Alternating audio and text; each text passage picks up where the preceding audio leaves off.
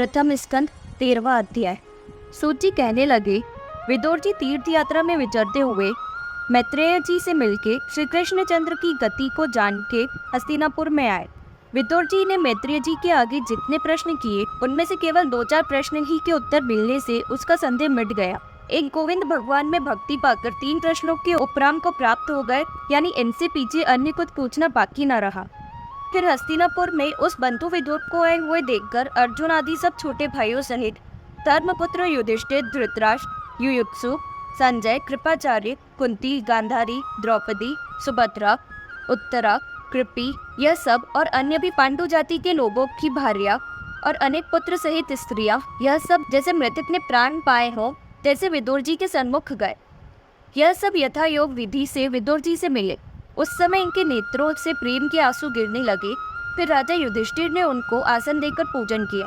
पीछे यह भोजन कर चुके तथा विश्राम करके बैठे तथा युधिष्ठिर ने कहा कि जैसे पक्षी अत्यंत स्नेह से अपने बच्चों को आप भी याद करते हैं कि नहीं, क्योंकि विष, अग्नि आदि अनेक विपत्तियों से आपने माता सहित हमको छुड़ाए हैं और आपने पृथ्वी पर विचरते हुए किसी प्रकार देह का निर्वाह किया तथा कौन कौन तीर्थ किए। हितात श्री कृष्ण देवता है, उनके ऐसे हमारे बांधव यादवों की क्या खबर है, सो कहो।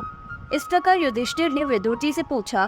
तब विदुर जी सब समाचार को यथायोग सुना के क्रम से कहने लगे, परंतु यदुकुल का नाश नहीं कहा, क्योंकि मनुष्यों को अप्रिय समाचार सहना बड़ा मुश्किल होता है और अप्रिय समाचार को आप ही प्राप्त हो जाते हैं। वह दयालु विदुर जी इनको दुखित हुए न देख सकते थे, इसलिए नहीं कहा।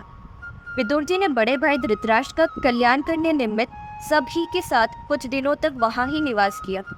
यह विदुर जी धर्मराज का अवतार थे। 100 वर्ष तक शूद्र योनि जन्म बिताने का शाप एक ऋषि ने धर्मराज को दिया था। पोता होने के बहुत समय पीछे राजकार्य में लगे हुए पांडवों का अचानक परम दुस्तर काल आ पहुंचा। उसको विदुर जी जान के धृतराष्ट्र से बोले कि हे राजन, शीघ्र ही घर से निकल जाओ। देखो, यह भय आया अर्थात सबका काल आया है। तुम्हारे पिता, भाई, पुत्र सब मर गए, तुम्हारी आयु क्षीण हो गई, यह देह बुढ़ापे ने ग्रस लिया, तो भी तुम पराये घर की सेवा करते हो। अबो, इस प्राणी को जीने की बड़ी भारी आशा लगी रहती है, उसी से तुम भोगसेन के दिए हुए भोजन कुत्तों की तरह खाने को अंगीकार करते हो। देखो, जिन पांडवों को तुमने अग्नि में जलाया, विष दिया, चीरहरण से अपने को कलंक लगाया, रहने का घर और धन लिया, उन्हीं के दिए हुए अन्नादि अब तुमको अपने प्राणों के रखने से क्या प्रयोजन है। जो मनुष्य वैराग्य धारण कर अभिमान को छोड़ किसी को खबर नहीं पड़े ऐसे तीर्थादिक पर जाकर अपने जीर्ण शरीर को त्याग देवे, वह धीर कहलाता है। जो अपने से अथवा दूसरे के उपदेश से वैराग्य को प्राप्त हो, आत्मा में निष्ठार अपने हृदय में हरि को धारण कर घर से बाहर निकल जावे, वह उत्तम नर कहलाता है। अब तुम अपने घर के जनों को खबर किए बिना ही उत्तम दिशा को चले जाओ, क्योंकि अब से आगे मनुष्य के धैर्यादिक गुणों को छीनने वाला कलिकाल आवेगा। इस प्रकार छोटे भाई विदुर ने प्रजाचक्षु अंधे अपने भाई धृतराष्ट्र को बोध कराया। तब अपने भाई के दिखाए मोक्ष मार्गों को देखकर चित्त की दृढ़ता से अपने बंधुओं की प्रसन्नता, दृढ़ता, स्नेह फांस को दूर कर आधी रात के समय विदुर के साथ धृतराष्ट्र घर से बाहर चल पड़े। फिर इनकी स्त्री सुबला राजा की बेटी, जो पतिव्रता सती थी, वह भी अपने पति के संग पीछे पीछे चली। ये दोनों संन्यास धारण करने वालों को जहाँ आनंद होता है, ऐसे हिमालय पर्वत में इस प्रकार प्रसन्न होकर चले कि जैसे शूरवीर युद्ध में श्रेष्ठ प्रहार को अच्छा मान के जाते हैं। नित्य दर्शन के नियम अनुसार जब युधिष्ठिर घर में गए, तब गांधारी और धृतराष्ट्र के दर्शन न हो। तहाँ बैठे केवल संजय को उदास मन से देखकर युधिष्ठिर पूछने लगे, हे संजय, वृद्ध और नेत्रों से हीन ऐसे हमारे ताऊ कहाँ है? और जो पुत्र के मरने से दुखित थी, सो गांधारी माता व सुभद्र विदुर कहाँ गए? यह आपको विदित हो तो कृपा करके हमसे कहो, क्या धृतराष्ट्र जी दुखित होकर गंगा जी में तो नहीं डूब गए? पिता पांडु के मरे पीछे जो हम सब बालकों को दुख से बचाया करते थे, वे चाचा और चाची इस जगह से कहाँ गए?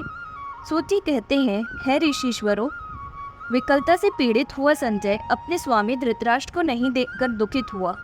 युधिष्ठिर से यह वचन बोला, हे कुरुनंदन, आपके ताऊ और चाचा की निश्चित किए हुए विचार को मैं नहीं जानता हूँ, तथा मैं गांधारी के अभिप्राय को नहीं जानता हूँ।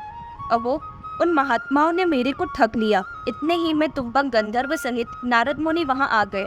तब छोटे भाई सहित युधिष्ठिर जी खड़े हो नारद जी को आसन पर बिठाकर पूजन कर उससे कहने लगे, हे भगवान, मेरे ताऊ धृतराष्ट्र और चाचा विदुर जी यहाँ से कहाँ गए, और वह तपस्वी जो कि मरे हुए पुत्रों के दुख से पीड़ित है, ऐसी ही गांधारी माता कहाँ है। तब सर्वांतर्यामी मुनि उत्तम नारद जी बोले, हे राजन, कुछ सोच मत करो।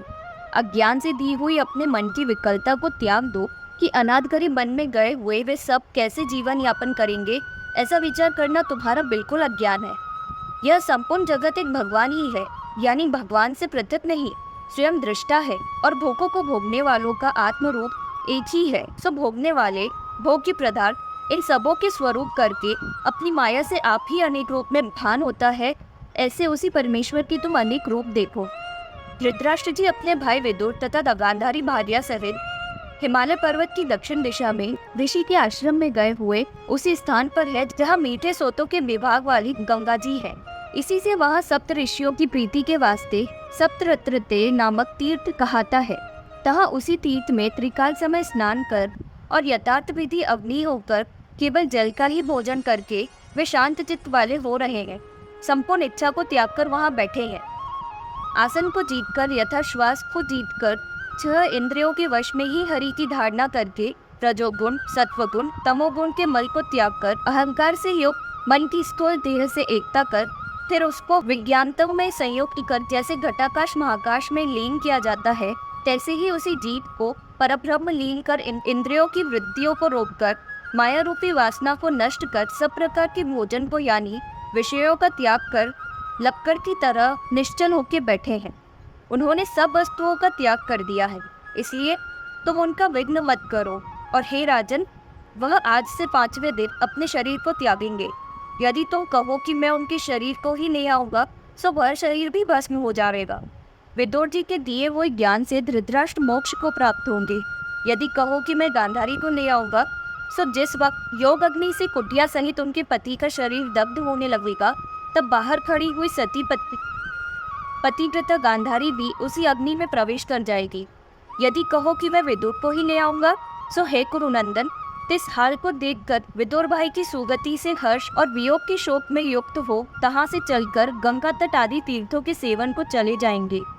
इस प्रकार कह के तुम्बर गंधर्व सहित नारद मुनि तो स्वर्गलोक को चले गए। फिर युधिष्ठिर जी ने मुनि के वचन को हृदय में रखकर शोक का त्याग कर दिया। 13वां अध्याय समाप्त।